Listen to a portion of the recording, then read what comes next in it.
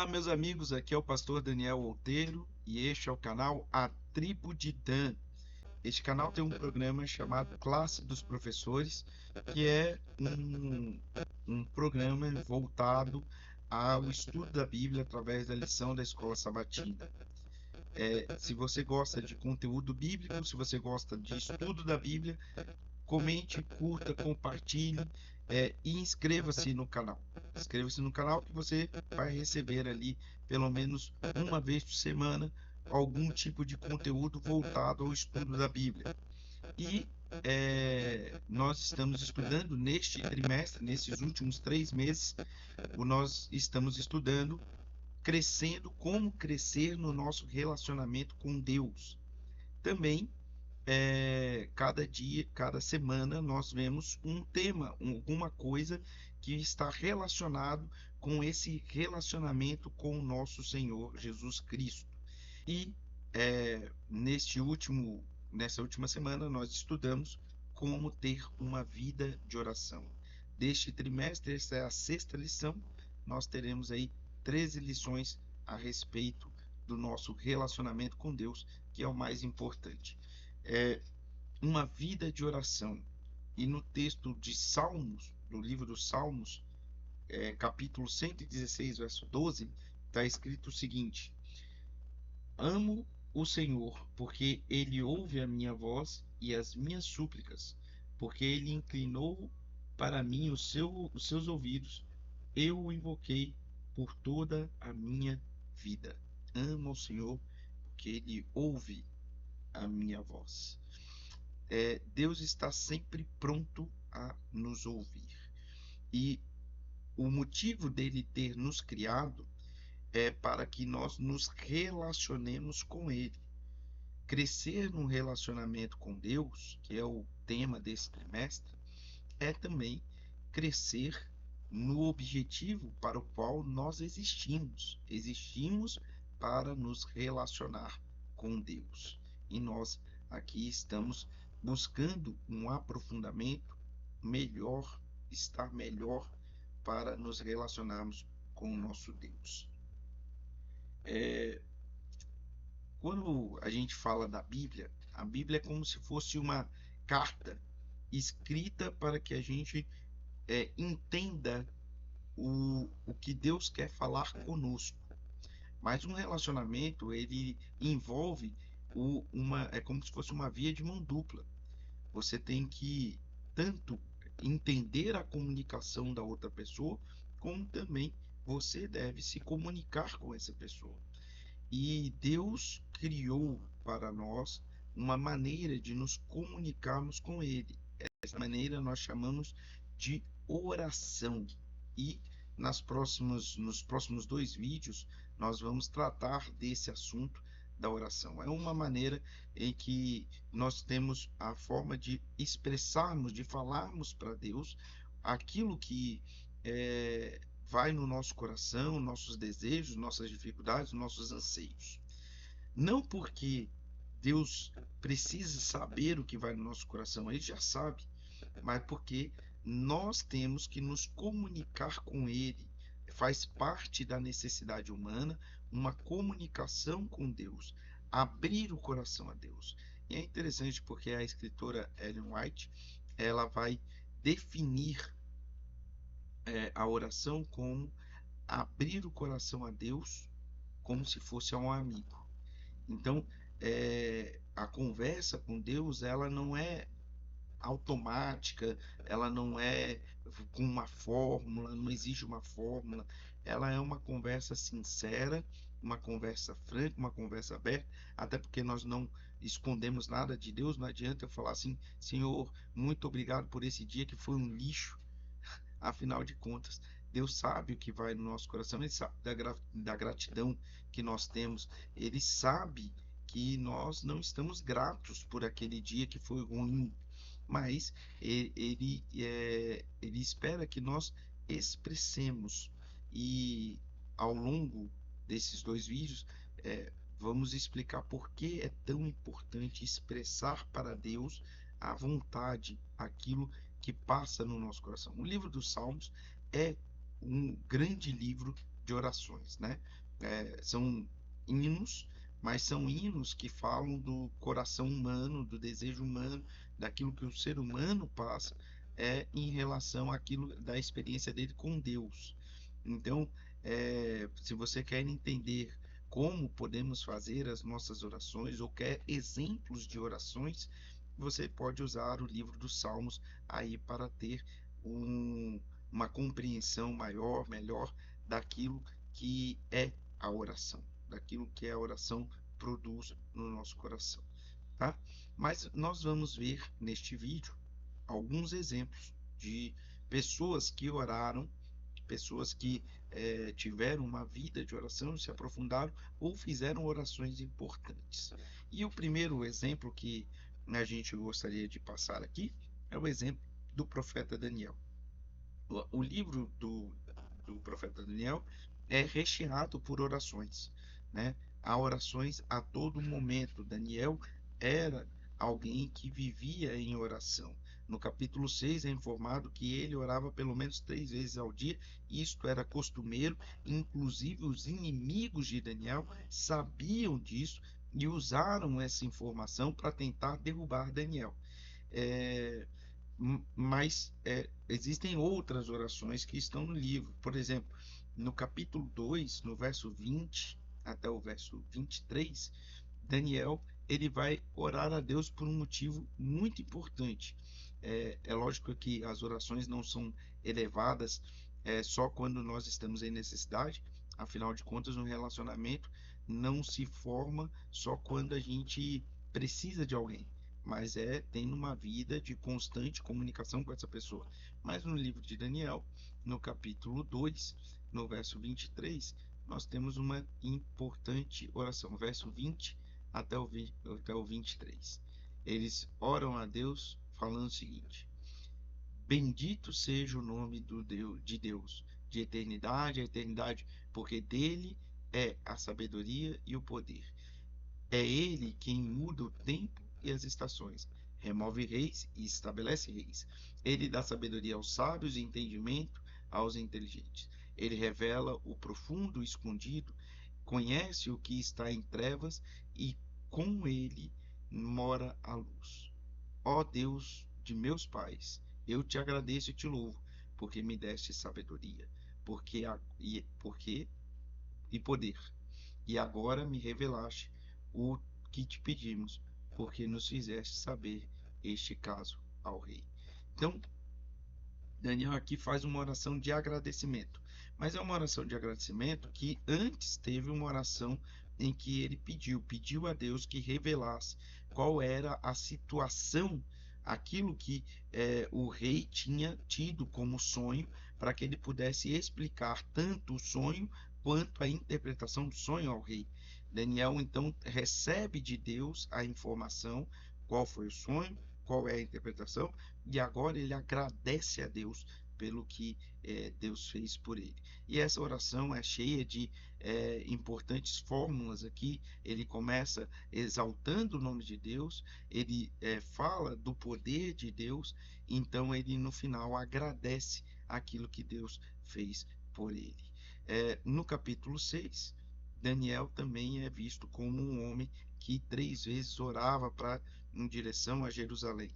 E ele orava porque, primeiro, em direção a Jerusalém, porque na construção do templo, o Salomão, quando também ora a Deus, ele levanta uma oração a Deus e fala assim: todo aquele que orar voltado para esta casa, mesmo que esteja distante daqui, o Senhor vai ouvir a oração.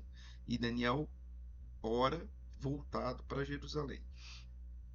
Mas ele ora também por uma questão muito importante.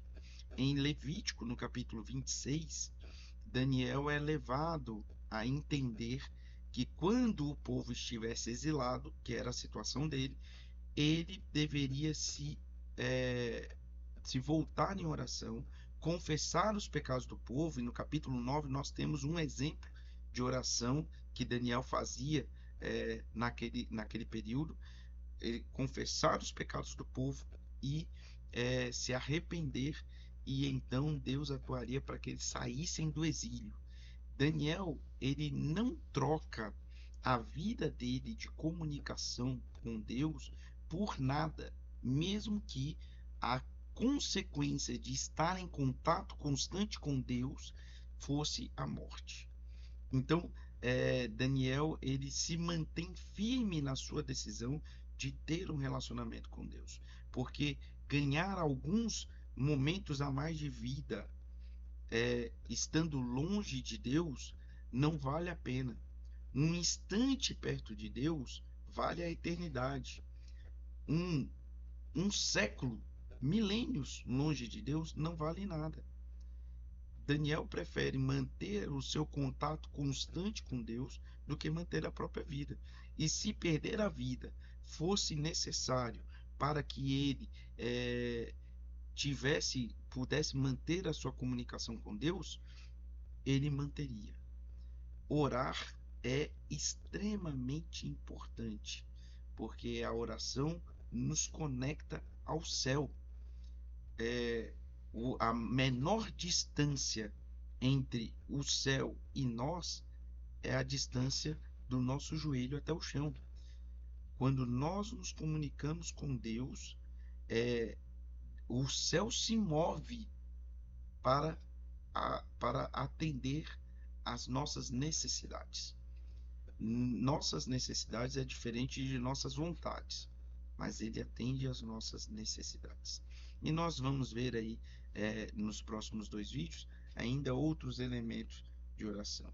Mas qual seria uma postura ideal de oração? Ou qual seria o jeito ideal de orar? Nós não vamos falar aqui das palavras em si, mas algumas pessoas falam que nós só podemos orar de joelhos, nós temos que abaixar a cabeça, ficar de olhos fechados. Isso nós entendemos que são em condições ideais, mas a forma como nós nos colocamos diante de Deus, ela evidencia momentos diferentes da nossa vida. Quando Jesus está no templo, ele está olhando 2 pessoas ali que estão orando. Uma delas cheia de orgulho, falava: ainda bem que eu não sou como os outros pecadores, tal.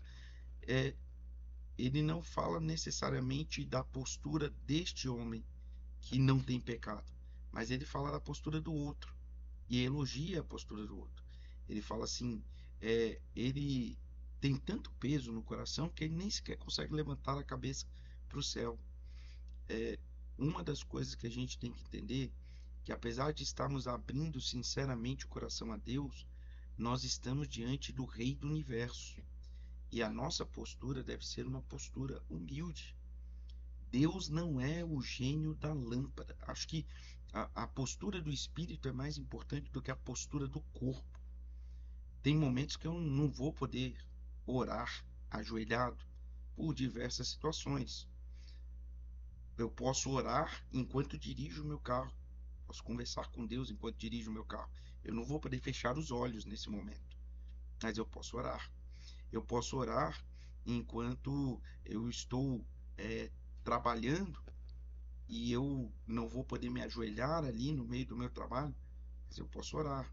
Imagina um médico se ajoelhando no meio da sala de cirurgia, pedindo a Deus que ajude ele a salvar aquela vida que está sobre a mesa. Ele não vai poder fazer isso, mas ele pode orar em pé ao lado da pessoa que ele está tentando salvar. A postura física, ela é importante, mas dentro do ambiente, o ambiente que permita essa postura. Se eu estou num lugar, minha casa, igreja, onde permita, um lugar que me permite ajoelhar e orar a Deus, então, que bom que eu posso fazer isso. É bom nos curvarmos diante do nosso Senhor e Salvador. Agora, existem ambientes que não permitem. Existem emergências que não permitem. E a gente vai ter que fazer uma oração de socorro às pressas da forma como nós estivermos, com os olhos abertos, olhando para uma outra situação e orando a Deus. mas quando permite, quando as condições do ambiente permitem, é bom a gente estar numa posição de reverência diante do nosso Senhor. Agora, o espírito é mais importante, uma postura de humildade.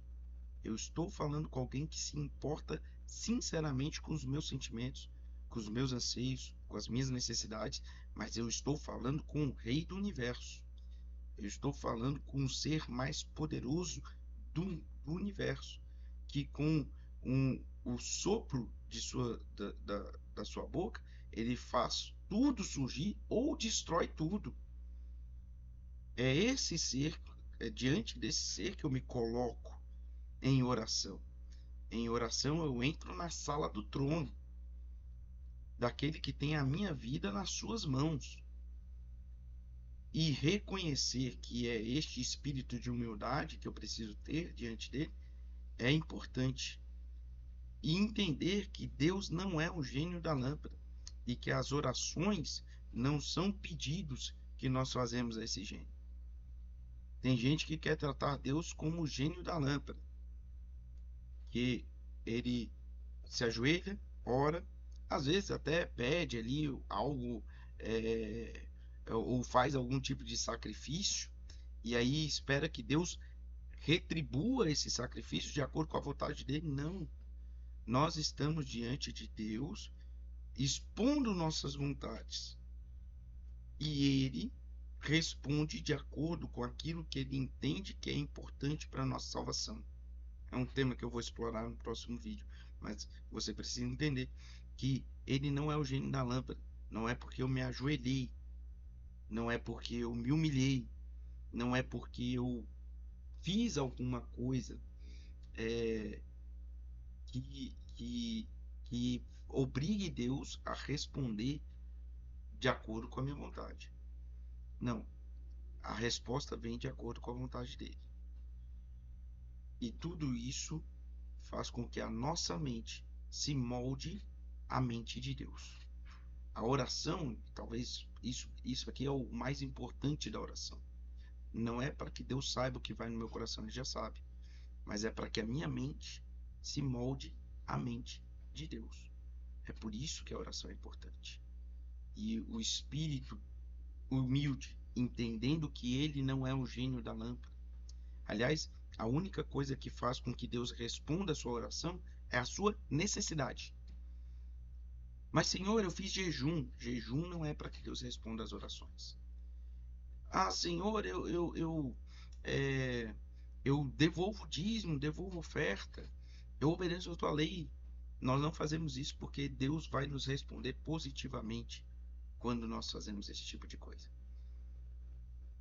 Mas nós oramos porque a nossa comunicação com Deus muda a nossa vida. A comunicação dele conosco muda a nossa vida, a nossa comunicação com Deus também muda a nossa vida. Por isso nós precisamos da postura, principalmente espiritual, adequada. Postura adequada. Pai, disse Jesus, se possível, afasta de mim esse cálice, mas não seja feito como eu quero, mas como tu queres. Jesus abriu o coração a Deus, mas entendeu que a vontade de Deus é soberana e ela é que deveria vigorar. O livro de Gênesis apresenta alguém que andou com Deus.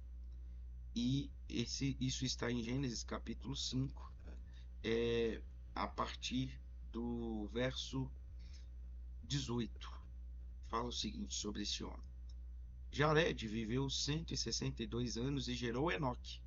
Depois que gerou Enoque, Jared viveu 800 anos, teve filhos e filhas. Todos os dias de Jared foram 962 anos e morreu. Enoque viveu 65 anos e gerou Matusalém. Enoque andou com Deus depois que gerou Matusalém. Viveu 300 anos, teve filhos e filhas. Todos os dias de Enoque foram 365 anos. Então Jared teve um filho e deu o nome de Enoque. Enoque, por sua vez, também teve um filho E depois que teve filho, ele andou com Deus. Então, é, há algo nesse ter um filho que muda a perspectiva de Enoque. É lógico que Enoque faz parte da linhagem dos justos, da linhagem de Sem, da linhagem dos filhos de Deus. E ele já praticava uma religiosidade. Mas ao ter o filho, Enoque percebe que a sua religiosidade não é tão profunda, tão sincera como deveria ser. E agora ele passa a ter uma vida profundamente envolvida com Deus. Ele andava com Deus, ele se relacionava com Deus. Ao ponto de Deus falar assim: Enoque não vai passar pela morte. Isso está no livro de Hebreus. Enoque não vai passar pela morte. Eu imagino que Enoque não andava com Deus como nós andamos com as pessoas que estão da nossa família, com os nossos amigos, com as pessoas que trabalham com a gente. Não. Mas ele andava conectado com Deus por meio da oração. Essa conexão, ela deve ser constante. A Bíblia nos diz orar sem cessar. Isso não quer dizer que eu tenho que ficar de joelho 24 horas por dia. Isso só quer dizer que a minha comunicação com Deus deve ser ininterrupta. Conversar com Ele, entender a sua vontade para a nossa vida e andar com Ele é estar em comunicação ou em conexão constante com o nosso Deus. Enoque não teve uma vida tão longa quanto a dos seus parentes, tanto os seus ancestrais quanto aqueles que vieram depois dele. Mas os 300 anos que Enoque andou com Deus fizeram mais por Enoque ou pela vida das pessoas que estavam ao redor dele do que o milênio que os antediluvianos, pré-diluvianos viviam sem Deus. O pouco tempo ao lado de Deus faz muita diferença, porque esse pouco tempo tem valor eterno. É preferível alguns anos com Cristo do que não do que viver milênios sem Ele. Enoque viveu 300 anos. Para nós é muito, para a época do, do antes do dilúvio era muito pouco. Ele viveu 1/3 da vida que os outros viviam. Eu li aqui sobre Jared. Jared viveu até 962 anos. Viveu muito. Mas esse 1/3 de Enoque foi muito mais significativo do que quase um milênio que os outros viveram. Se você andar com Deus, o pouco que você andar com Deus já vai fazer muito na sua vida. Faça a sua vida uma vida de conexão com Deus, uma vida de união com Deus. Moisés também teve algumas orações importantes. Todas as principais delas estão ligadas, estão relacionadas a Moisés defendendo ou atuando ou intercedendo por alguém. E este é um ponto importantíssimo. Nossas orações não devem ser só para nós. Nossas orações devem ser para também em favor das pessoas que estão ao nosso redor. Intercessão é um trabalho de oração. Jesus, numa das orações mais significativas também que ele teve, ele orou pelos discípulos e não só pelos discípulos. Jesus também orou por mim e por você.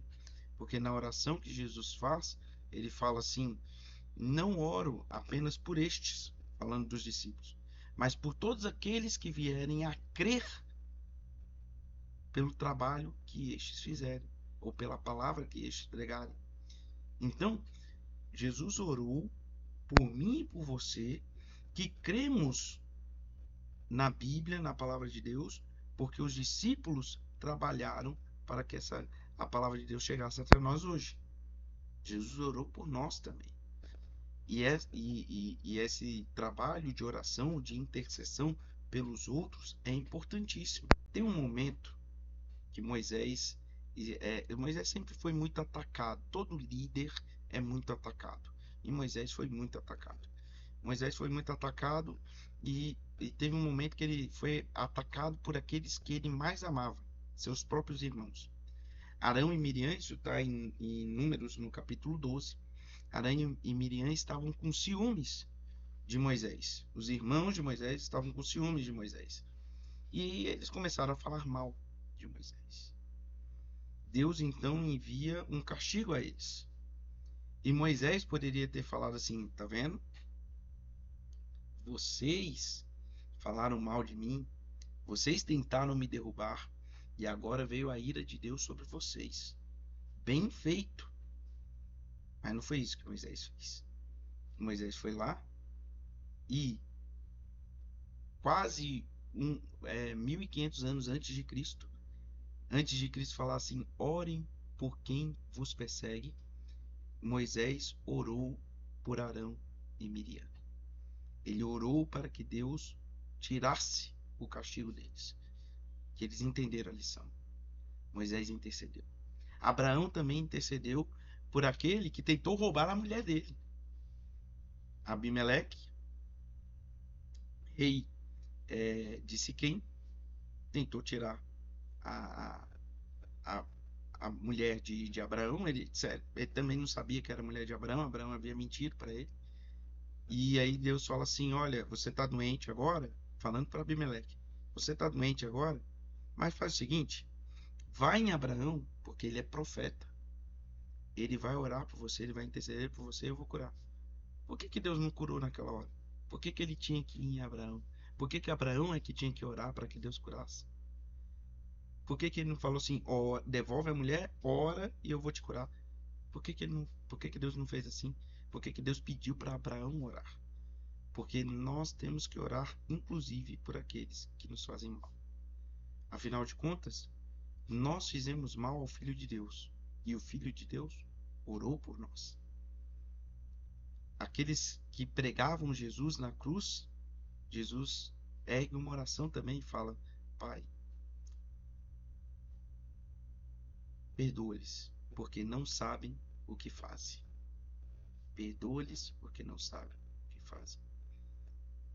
As pessoas que às vezes estão te perseguindo não entendem o mal que elas estão fazendo. Não sabem a quem elas estão servindo.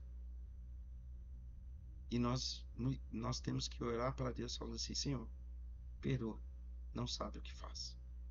Senhor, muda a mente, muda o coração. Senhor, que eu possa amar o meu inimigo, porque o Senhor nos amou, ainda quando éramos seus inimigos. Tudo isso está na Bíblia. Nós temos que orar um pelos outros, mas orar pelo meu filho, que eu amo, é fácil. Orar pela minha esposa, que eu amo, é fácil. Orar por aquele que está tentando me prejudicar, isso é difícil. Mas, como eu disse, a oração ela tem a ver não só com o que Deus vai entender do meu coração, mas a oração ela está relacionada a como Deus transforma a minha mente. Por isso, que a gente possa seguir os bons exemplos, esses bons exemplos de oração da Bíblia. Moisés, Daniel, Jesus, até Estevão também. Leia a última oração de Estevão, que está lá no livro de Atos. Leia a última oração de Estevão. Que a gente aprenda sobre esses bons exemplos de oração. E que a gente viva uma vida em conexão e oração com Deus. Que Deus te abençoe.